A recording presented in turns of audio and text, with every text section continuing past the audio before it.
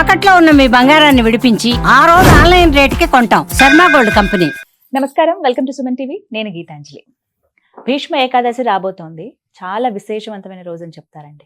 అయితే ఏకాదశులు చాలా ముఖ్యమైనవని అందరికీ తెలుసు. ప్రత్యేకించి భీష్ముడి పేరు మీద ఉండేటువంటి ఏకాదశి ఇది ఒక్కటి మాత్రమే మాఘమాసంలో వస్తుంది.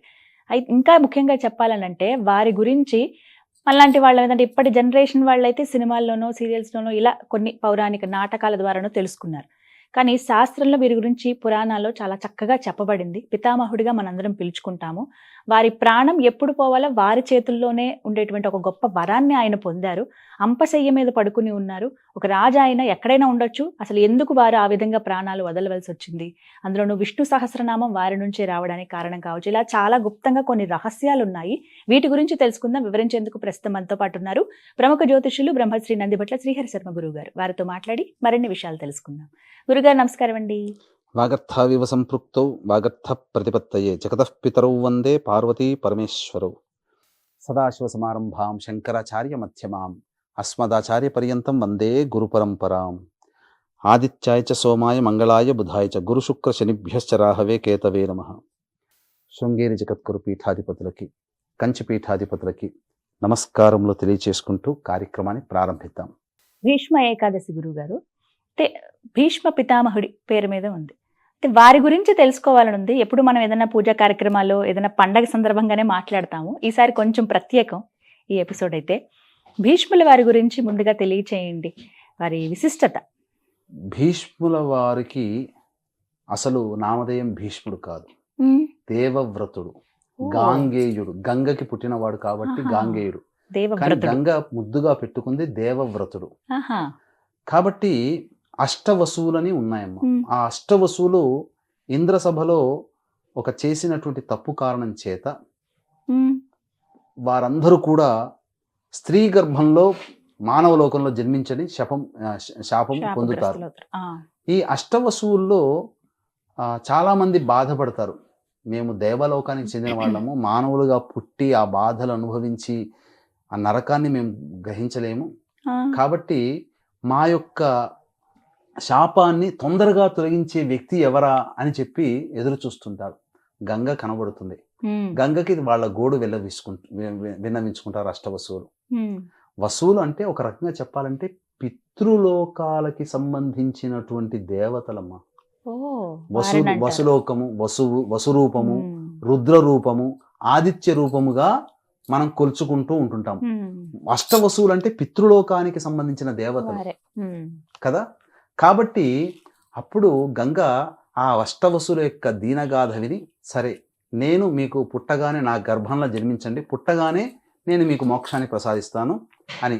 కానీ ఈ అష్టవసువులో 8వ వాడైనటువంటి దేవవ్రతుడిగా ఉన్నటువంటి వ్యక్తి మాత్రం మీ గర్భంలో జన్మించాలి, తద్వారా నేను ఆయన మాత్రం కోరుకోడు. ఆ విధంగా గంగ వరం ఇచ్చేస్తుంది. తర్వాత శంతన మహారాజు భూలోకంలో విహరిస్తుండగా గంగను చూసి మోహించడం, ఆ గంగని వివాహమాడాలని చెప్పడం, నేను ఏ పని చేసినా నాకు అడ్డు చెప్పకూడదని చెప్పి ప్రతిజ్ఞ తీసుకొని వివాహం చేసుకోవడం.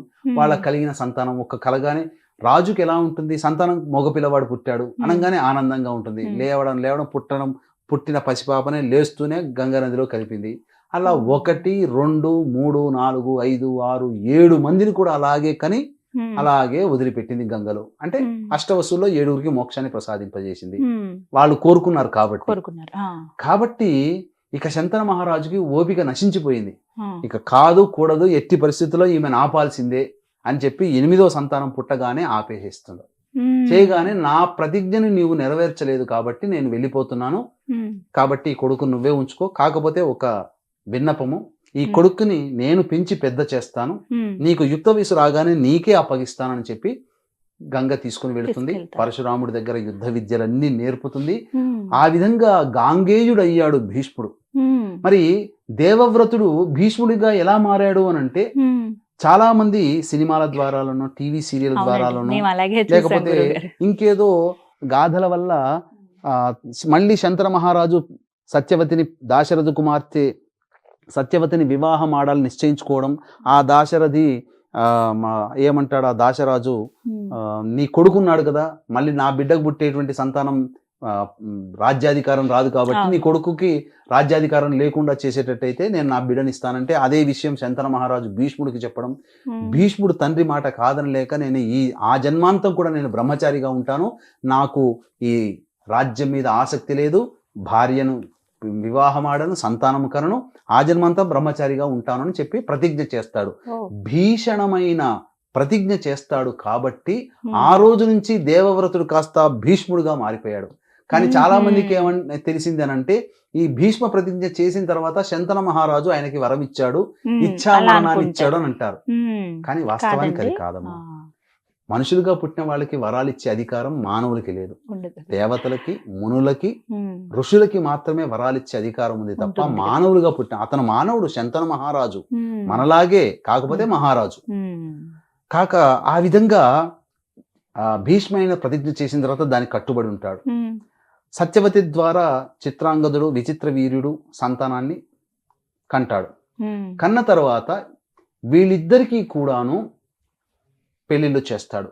ఇది ఇంతవరకు బాగుంది. శంతన మహారాజు ఈ పెళ్లిళ్ళు ఎందుకు చేశాడు, ఈ పెళ్లిళ్ళు సంబంధించినటువంటి విధానం అంతా ఆయనకి కలిగినటువంటిది మళ్ళీ మనము ఇంకొక ప్రశ్నలో తెలుసుకుందాం. కాబట్టి వీక్షించేటువంటి ప్రేక్షకులు ఆశాంతం వీక్షించండి, అత్యంత ఆసక్తికరంగా ఉంటుంది.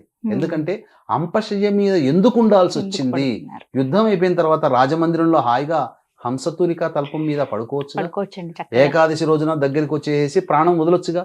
కానీ అంపశయ్య మీదనే ఎందుకున్నాడు, ఎండకి ఎండి వానకి తడిచి చలికి ముడికిపోతూ ఎందుకు ఉండాల్సి వచ్చింది, బాణాలు గుచ్చుకుంటే ఆ బాధని ఎందుకు అనుభవించాడు భీష్ముడు అనేది ఆ విషయం తెలియాలంటే కార్యక్రమం ఆశాంతం వీక్షించండి. ఇక శంతన మహారాజు చనిపోతాడు. శంతన మహారాజు చనిపోగానే గంగా నదీ తీరంలో పిండ ప్రధాన కార్యక్రమాలు చేస్తుంటాడు.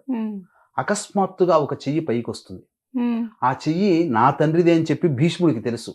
కానీ పిండ ప్రదానాలు చేసేటప్పుడు కూడా అసలు రాజు కదమ్మా, బంగారు పళ్ళెంలో బంగారు ముద్దలతో పిండ ప్రదానాలు చేయొచ్చు కదా. కానీ పితృదేవతల ఆరాధన చేసేటప్పుడు ఎంత గొప్ప ధనవంతుడైనా, అంబానీ అయినా, రాజైనా సాధారణంగానే ఒంటి మీద ఎటువంటి వస్త్రము లేకుండా నడుముకి చెల్లా కట్టుకుని పిండ ప్రదాన కార్యక్రమాలు దర్భల మీద చేయాలి.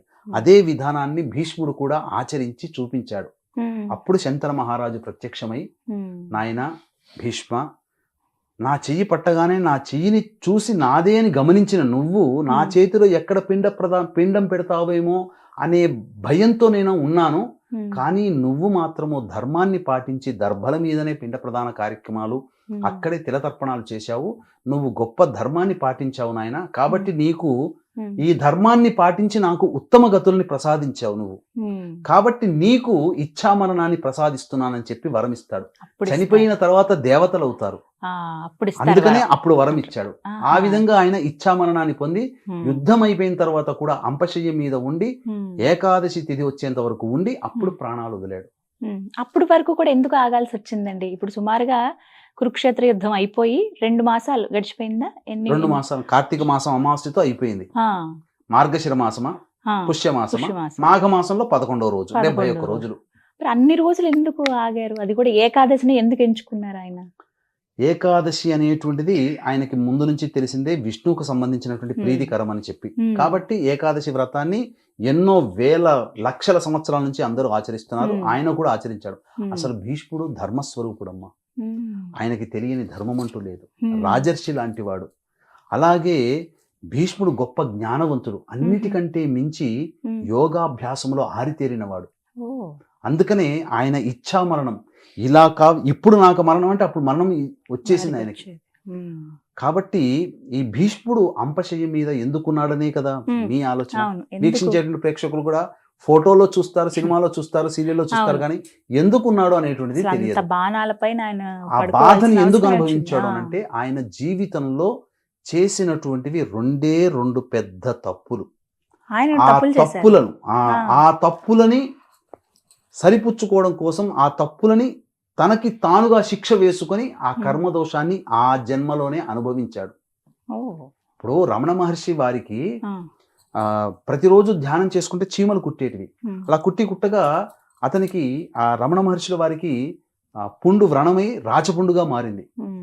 కానీ ఆయన దానికి ఏమాత్రం మందు పెట్టేవాడు కాదు. ఎందుకంటే నేను అంతకుముందు జన్మలో నేను పాపాలు చేసి ఉన్నాను, అవి అందుకే ఇప్పుడు ఈ ఇలా- వ్యాధి రూపంలో నన్ను పీడిస్తున్నాయి, కాబట్టి ఈ వ్యాధిని నేను అనుభవిస్తే ఈ కర్మను అనుభవించినట్టు లెక్క, ఇక నాకు ఏ దోషము ఉండదు, మళ్ళీ వచ్చే జన్మ ఉండదని రమణ వారు అంత స్థితప్రజ్ఞతతో మోక్షాన్ని పొందారు, అన్ని సమస్యలు అనుభవించారు కాబట్టి. మన రామకృష్ణ వారు కూడా వీపు మీద రాచపుండు వ్యాధితో బాధపడుతూ చనిపోయారు, ఆయన అనుభవించాడు. అమ్మవారే ప్రత్యక్షమవుతుంది, అమ్మవారిని అడిగితే రోగాన్ని తగ్గించదా, కానీ మళ్ళీ ఇంకొక జన్మ ఎత్తాల్సి వస్తుంది, అందుకని కర్మక్షయం. భీష్ముడు కూడా అదే.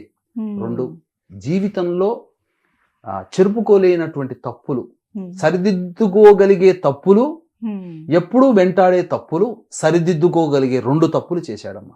ఏమిటండి అవి? అది వీక్షించేటువంటి ప్రేక్షకుల గమనిక.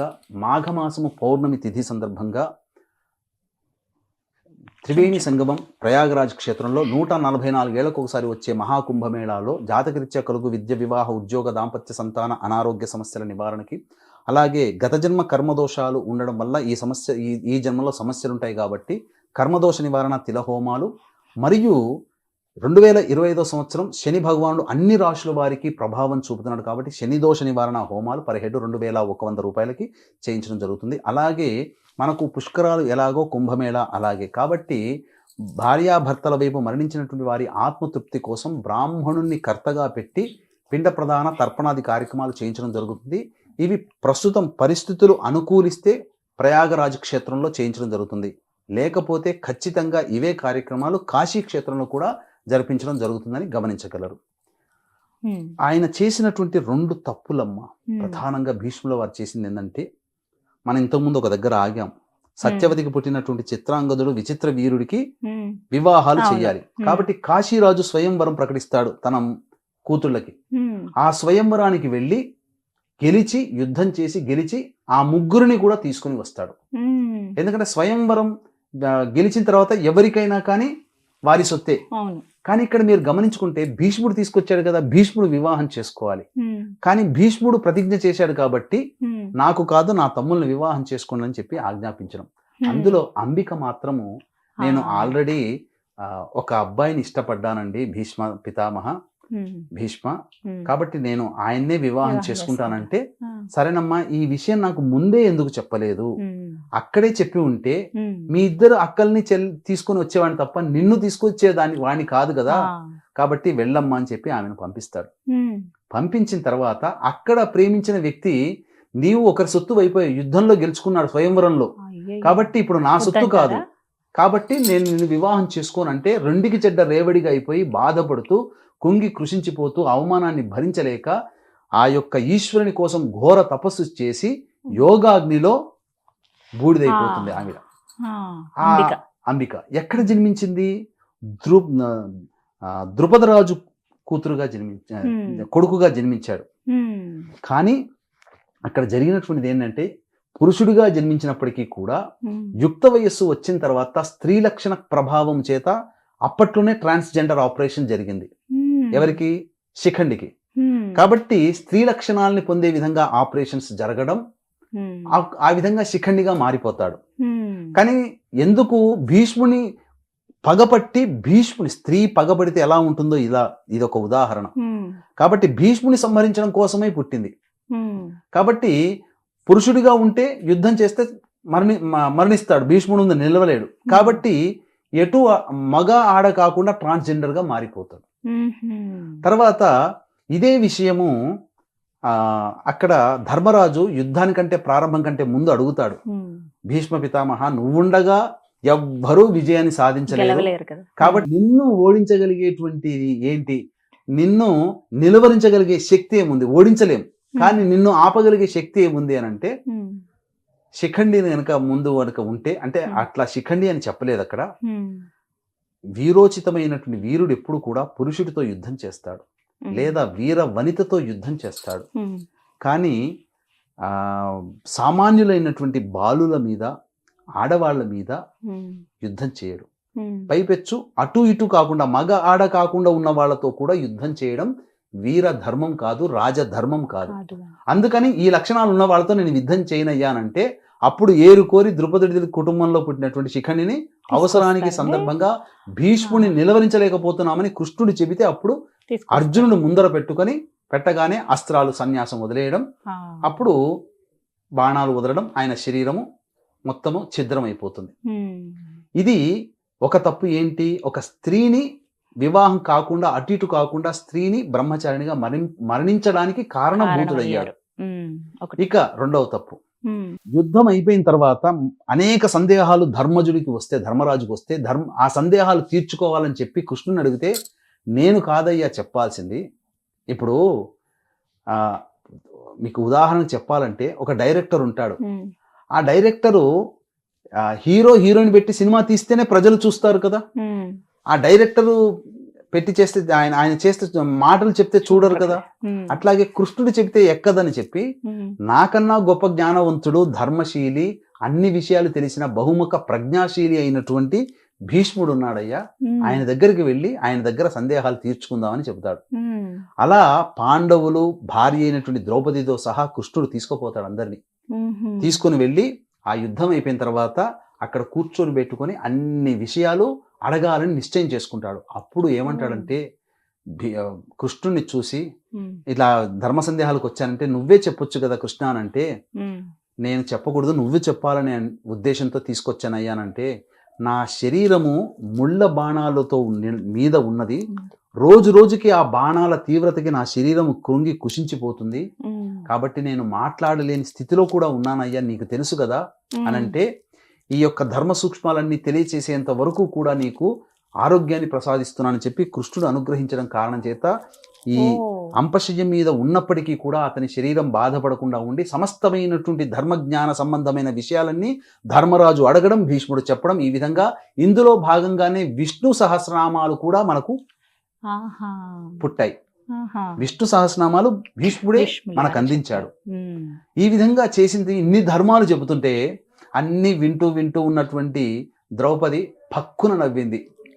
నవ్వి, ఎందుకమ్మా నవ్వావని భీష్ముడు అడిగితే, ఇన్ని గొప్ప ధర్మ సందేహాలకి నివృత్తి చేస్తున్నావు, ధర్మ పన్నాలు పన్నుతున్నావు, గొప్ప గొప్ప ధర్మ రహస్యాలని చెబుతున్నావు, మరి ఆ రోజు ద్రౌపది వస్త్రాపహరణం సమయాన ఎక్కడిపోయిందయ్యా నీ ధర్మము, ఎందుకు ఆపలేకపోయావయ్యా?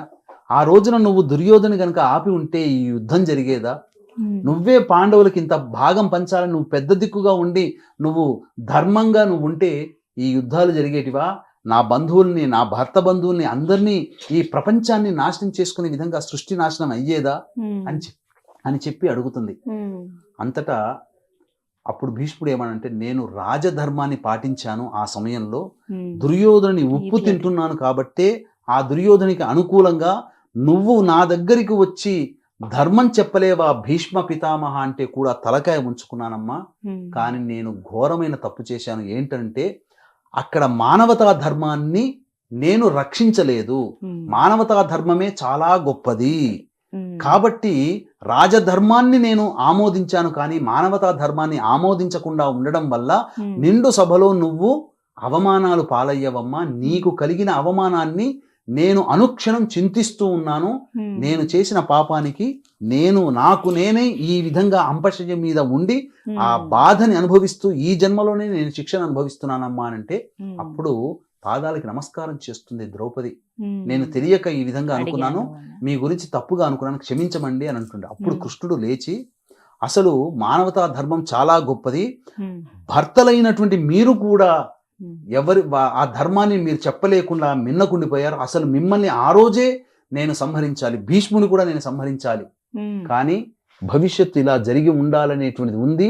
ఆ యొక్క ద్రౌపదికి నేను సంహరిస్తే భర్తలు అయోగ్యులయ్యారు అనేటువంటి నింద జీవితాంతం ద్రౌపది మోయాల్సి వస్తుంది. కాబట్టి భర్తలు గొప్పవాళ్ళని చెప్పడం కోసమే ఈ విధంగా ఇప్పటి వరకు ఉపేక్షించాను అని చెప్పి కృష్ణుడు చెబుతాడు. లేకపోతే ఆ రోజే కృష్ణుడు చంపేసేవాడు పాండవులు. ఎందుకంటే సాటి స్త్రీని, భార్య అయినా కానీ ఎవరైనా కానీ అవమానాలు పాలవుతున్నప్పుడు రక్షించాలి, అది మానవతా ధర్మం. రాజు ధర్మం పక్కన పెట్టాలి, కానీ భీష్ముడు రాజు ధర్మాన్ని పట్టుకొని మానవ ధర్మాన్ని వదిలిపెట్టాడు. కాబట్టి ఆ విధంగా భీష్మ పితామహుల వారు గొప్ప యోగ జ్ఞానాన్ని పొందినటువంటి వాడు కాబట్టి ఏకాదశి రోజు వరకు వేచి చూసి ఉండి, ఏకాదశి రాగానే అమృత ఘడియల్లో పాదాల నుంచి కూడా ఉన్నటువంటి పంచ ప్రాణాలన్నీ కూడాను కపాలానికి దాకా తీసుకుని వచ్చి, అప్పుడు కపాల భేదనం జరిగి ఆ పంచ ప్రాణాలు అంతరిక్షంలో అనంత వాయులీనంలో కలిసిపోయాయి. ఒక దివ్య తేజస్సు ఆయన శరీరం నుంచి ఈ కపాలం నుంచి బయటికి వెళ్ళిపోయి అష్టవసువుల్లో కలిసిపోయారు. అష్టవసువులు అంటే పితృలోకాలు కాబట్టి పితృలోకానికి సంబంధించిన దేవతయ్యి మానవుడిగా జన్మించాడు కాబట్టి ఆయన మరణించిన తరువాత మానవ ధర్మ ప్రకారము అందరూ కూడా ఆయన పేరున ఈ భీష్మ ఏకాదశి రోజున తర్పణాలు వదలాలి. ఇది నియమం అమ్మ. కాబట్టి అంతటి మహత్తరమైనటువంటి గొప్ప వ్యక్తి భీష్మ పితామహుడు. కాబట్టి ఆయన గురించి తలుచుకోవడం విష్ణు పూజతో చేసినటువంటి ఫలితం అమ్మ. కనీసం భీష్మ అష్టమి నుంచి వినాలి వారి గురించి తెలుసు. భీష్మ ద్వాదశి వరకు కూడాను జరుగుతుంది. చాలా చక్కగా వివరించారు గురుగారు.